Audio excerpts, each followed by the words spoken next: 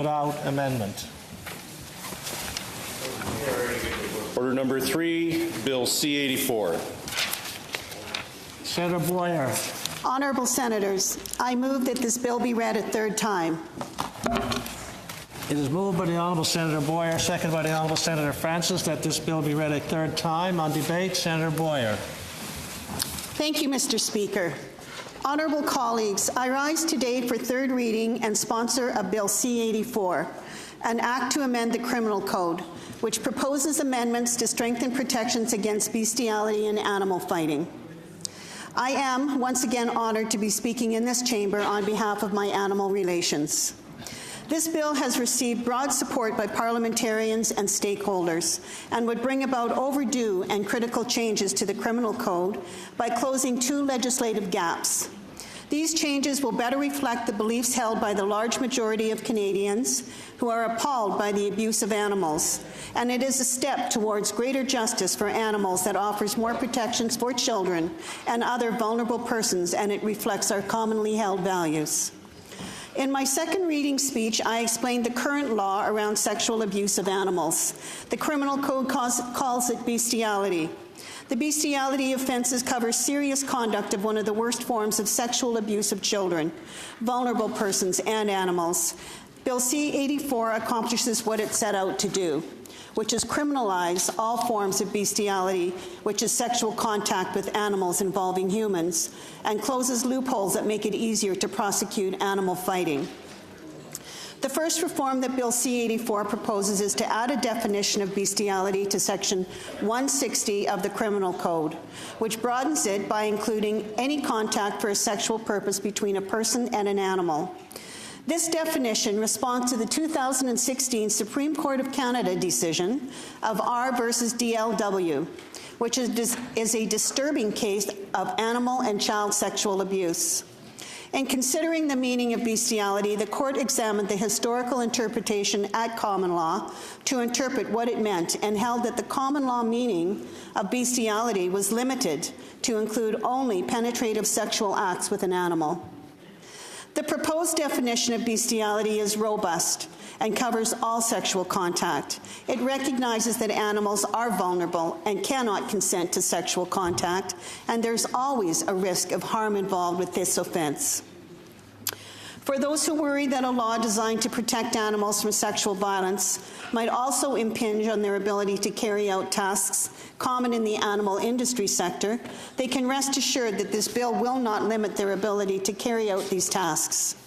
Agricultural stakeholders have stated both in written correspondence to the previous Minister of Justice and in testimony before the Justice Committee that they have no concerns that this definition could inadvertently capture any current practices and that bestiality and animal fighting in no way constitutes harm to their agricultural practices. As mentioned, when this bill was studied in the other place, amendments were passed to better achieve its objectives. 2 of those amendments related to bestiality were based in part on testimony and evidence provided by witnesses at committee. The animal fighting provisions were subsequently strengthened, and they accomplished what they set out to do. The first would permit animal prohibition orders and restitution orders to be made by a court when a person is convicted of a bestiality offense. A prohibition order would mean that a person convicted of bestiality would be prohibited from possessing, having control over, or residing with an animal for any period up to a lifetime ban. Such orders are already available for animal cruelty offenses in Section 447.1. So making them available for the bestiality offenses is therefore consistent and increases important protections for animals and public safety. It is a preventative measure, and it is a positive step. The ability to make a restitution order is also an important aspect of this amendment to Bill C84. When an animal is abused, there are often significant costs associated with its medical care, rehabilitation, and general care. These costs should be borne by the person who is responsible for the injury to the animal, and not by the people and organizations who rescue and care for the animal during its recovery. In addition, such measures encourage additional accountability by the offender for his or her actions. The second amendment that has already been passed in the other place would add the bestiality simpliciter offenses, subsection 161, to the list of designated offenses requiring compliance with the requirements of the National Sex Offender Registry for up to a period of 20 years. Bill C84 will also modernize the law regarding animal fighting through amendments to two provisions in the Criminal Code. The first proposed amendment will expand the animal fighting offense at paragraph 445.11b of the Criminal Code to include promoting, arranging, or receiving money for animal fighting. The second proposed amendment will amend section 447.1, which is the offense of keeping a cockpit, to expand the prohibition to the keeping of an arena for the fighting of any animal. This amendment is particularly important considering that dog fighting is now the main form of animal fighting in Canada. Dog fighting is, quite simply, one of the most heinous forms of physical abuse of animals. Parliamentarians and committee witnesses have spoken in great detail about the pain and suffering that these animals endure, and the links between dogfighting and organized crime make it an even greater social evil. Any measures that Parliament can take to help law enforcement combat animal fighting must be supported. The Justice Committee in the other place also amended this bill to propose the repealing of section 447.3 of the Criminal Code, which requires that birds are found in a cockpit must be destroyed. Decisions on whether or not to euthanize an animal should be made by animal protection professionals, based on the health of the animal rather than by operation of the law. These professional assessments better account for an animal's sentience, including an ability to be rehabilitated and re-enter human society, and so represent a step forward with respect to Canada's archaic animal welfare laws.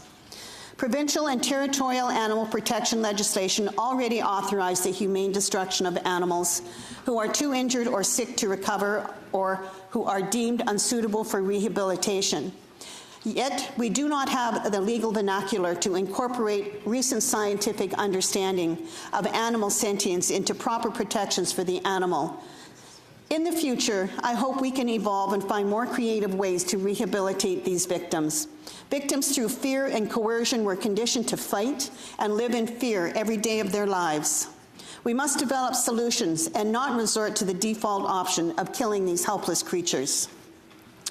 I would like to thank the critic, Senator White, the Social Affairs Committee, and the staff, and the phenomenal witnesses who came forward to assist us in understanding the importance of this bill and the urgency in which it must be passed. Barbara Cartwright from Humane Canada, an organization that represents humane societies and SPCAs across Canada, explained how they receive over 100,000 complaints every year due to animal cruelty allegations. They also regularly witness the impact of the inadequate and antiquated animal cruelty section of the Criminal Code of Canada. It is these weak provisions that prevent the successful prosecution of crimes against animals due to legal loopholes that have arisen from outdated language and offenses. Ms. Cartwright stated that Bill C84 will correct two such examples and urged its swift passage. Sean Eccles, Senior Manager of Cruelty Investigations at the British Columbia SPCA, reported to committee that he has evidence that cocks are bred and trained to fight and subsequently be shipped to the Philippines. If this bill were passed, he said, I would be able to go out tomorrow and at the very least submit a charge to the Crown demanding that these people be charged with an offense. They are breeding and training these birds specifically for that one purpose. Currently, the Criminal Code does not prevent the training and shipping of birds or animals for this purpose. With respect to the provision of the bill that instructs the court to euthanize the birds after having identified a cockfighting arena and discovered 1,270 birds in accordance with the Criminal Code of Canada, Mr. Eccles was put in the wretched position of being ordered to euthanize these birds, which had to be done by manual dislocation, rather than have them rehabilitated or placed in sanctuaries. 3 people were charged and 1 was convicted. His sentence was a simple prohibition. He stated, quite frankly, from the perspective of someone who's there to save animals' lives, is something I'm not interested in doing again. Mr. Eccles told the committee he's aware right now of sites where birds are being housed for this purpose, and his organization does not want to go in and seize these birds because he'll have to euthanize them once again in accordance with the law. He told the committee that the Bill C84 would save the lives of many animals and birds, and also urged its swift passage. As Dr. Alice Crook, veterinarian and a member of the Canadian Veterinarian Medical Association, explained to the committee that there is a well-documented link between the abuse of animals and other family violence, including child, spousal, and elder abuse. By passing Bill C84 into law, we are therefore not only helping animals, but also addressing the sexual exploitation of other vulnerable members of society, including the children. Dr. Crook further explained that there is more and more information about realizing the sentience of animals, recognizing this fact, including scientific documentation of animals having the neural processes to be sentient. Even the courts are finally beginning to factor this into their decision. Dr. Crook further explained how in British Columbia some convictions were based on the sentience of the animals and the emotions they experienced. This demonstrates some advance as a society in our understanding of animals. Finally, the Standing Committee on Social Affairs, Science and Technology added an important observation that was explained by the Canadian Centre for Child Protection. This observation promotes cross-reporting between animal and child protection agencies, which will lead to better detection of the abuse of both children and animals, enabling protective intervention that might not otherwise happen, as both types of abuse tend to be very difficult to uncover. Honourable Senators, I understand that some, including myself, would like to see a comprehensive reform of the animal cruelty provisions in the Criminal Code. The Minister of Justice and Attorney General of Canada, David Lametti, confirmed his personal commitment in the next Parliament to overhauling animal protection legislation in Canada. He recognized that Bill C84 is only a first step because Canada does need to bring these laws into the modern era.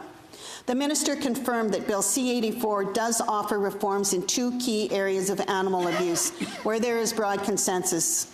It also offers essential protections for children and other vulnerable persons from one of the most serious forms of sexual abuse. As I explained in my second reading speech, I recognize that the medicine wheel guides us, and it is clear that interdependency exists not just between us two-legged humans, but this interdependency extends out to four other directions to encapsulate the four-legged, the gilled, and the winged. Therefore, if we are to acknowledge and honor all our relations, as well as the interdependency we share, we must, as senators, act to nourish and protect our relations with all beings, including those animals who are left legally marginalized and thereby vulnerable to increased violence, and that's something that Bill C84 seeks to rectify. Honourable Senators, this bill passed unanimously in the other place, and it's supported by a wide range of stakeholders already mentioned. I urge you to support the quick passage of this critical piece of legislation so that these protections can come into effect as soon as possible. Thank you. Miigwech, all our relations. Senator Housakis. Mr. Speaker, I'd like to take adjournment in my name. Moved by the Honourable Senator Housakis, seconded by the Honourable Senator Smith, that further debate be adjourned until the next sitting of the Senate. Is it your pleasure, Honourable Senators, to adopt the motion? Adopt